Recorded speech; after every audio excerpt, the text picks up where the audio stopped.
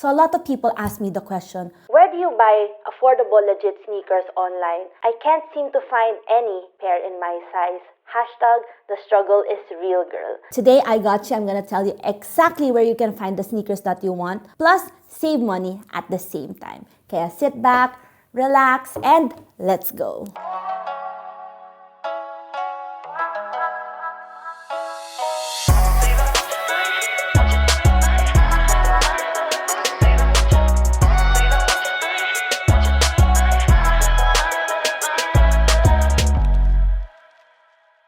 What's poppin' everyone, and welcome back to my channel. If you're new, what's up? My name is Dani, and if you love sneakers and streetwear, then this channel is for you. I post videos every week, so feel free to hit that subscribe button. I'm so excited to talk about today's topic because I know a lot of you have been struggling to find affordable and legit kicks here in the Philippines. And sometimes, you do find a pair that you're looking for, pero hindi mo naman size or hindi available ang size mo.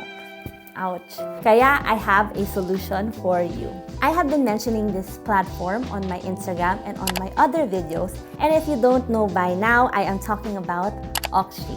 It is a marketplace connecting buyers and sellers of sneakers, streetwear, and luxury fashion. It's the easiest way to buy and sell authentic sneakers in Asia. Can't find the sneaker you're looking for? I'm sure oxstreet has it. And to all my lucky viewers, I have a treat for you. If you sign up now using my link, we'll place in the description box below, you will get 20 SGD ox credits that is equivalent to 750 pesos off your first purchase. And guys, this is not a scam, 100% legit sila. I bought 2 pairs of sneakers and an essential shirt on oxstreet and sobrang smooth ng transaction. All you need to do is search for the name of the sneaker that you're looking for, select your size, fill in the needed details, and confirm card payment. It's that easy and shipping was really fast. I actually have a sneaker here that I'll be unboxing for you guys later. I ordered it on January 28 and I got it noong February 14. So around 10 working days lang, excluding weekends and holidays. They also ship it straight to your doorstep. So convenient. For tax fees naman, I know a lot of you ito ang concern. So far sa tatlong orders ko, I didn't have to pay additional tax because all of it was below 10,000 pesos. But if you do order a sneaker on oxstreet that is above 10K, they usually declare the SRP price of the item. But to be sure that you won't pay additional tax, they have an option where you can declare and insure your package. You will see it sa checkout page before you confirm your card payment.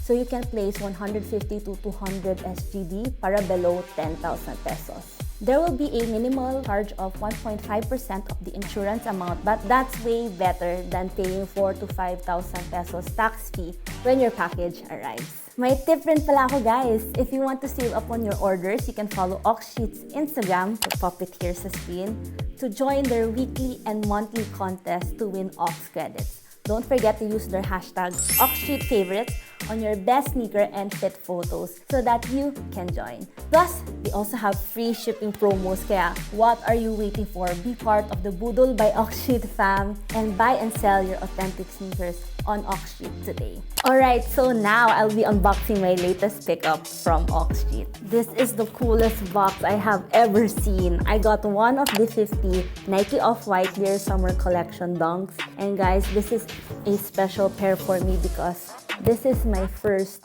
Off-White sneaker. I didn't get to cop this when it was released because you had to have exclusive access. And that means I didn't have exclusive access. So for the box, I love that it has this black duct tape effect around the edges. And I love this handwritten doodle print na Nike swoosh. It also has the off-white green branding, as you can see here. And it also has see-through holes around the box, similar to the off-white Jordan 5 shoebox.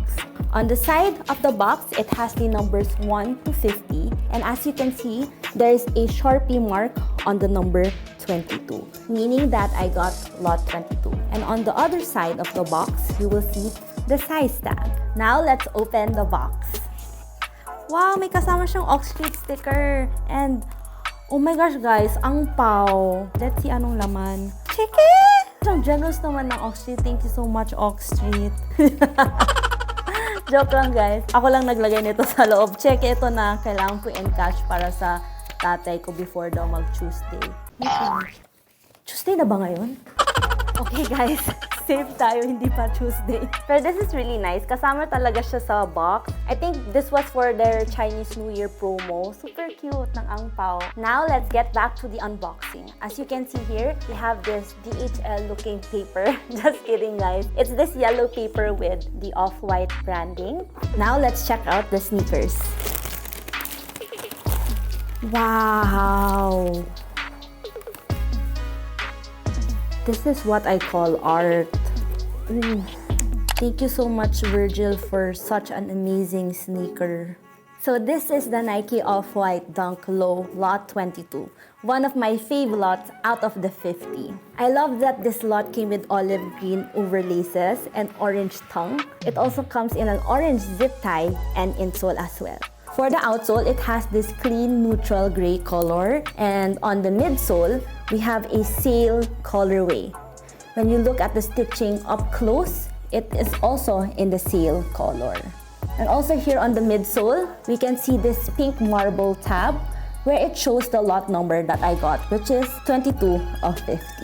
On the upper part of the shoe, we have this gray leather and white canvas. Some of the 50 dunks have all leather and some have hairy suede, but I like this combination the best. And for the overlaces, we have this gray eyelets.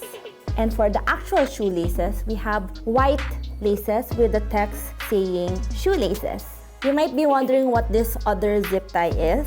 This is the authentication tag from Oxstreet, meaning that this sneaker is authentic and it passed the authentication process of Oxstreet. So, sure talaga na legit ang sneakers nyo. And I would like to highlight the tongue of this sneaker for having a deconstructed design from the exposed foam to the Nike old school logo on the side to the hole punch design that makes it really unique. Here on the side of the sneaker, we also have the style code, correct me if I'm wrong, in metallic silver. And here we also have this neon pink tab. On the medial side, we have the off-white beaverton text, also in metallic silver. Really love the effect of the metallic text. Lastly, on the heel tab, we can see the Nike branding in black. For the sizing, it's similar to any Nike Dunk, so I would suggest going through to size for these. And by the way guys, the retail price of this is $180 US, which is 9,244 pesos. And guess what? I got this on Oxstreet for only 252 SGD, which is 9,616 pesos kasama na shipping. So parang retail price ko na rin nakuha. That's why I really recommend Oxstreet. Keep joining their contest, share your Oxstreet link to your friends, and you might be able to cop your dream pair for retail. Alright, so that's the end of this video. What do you guys think of the Nike Off-White Dunks? Let me know down in the comments. Also, comment what lot is your favorite from the 50 as well. Thank you so much for watching. Make sure to subscribe if you haven't yet, and I'll see you on the next one. Dani out!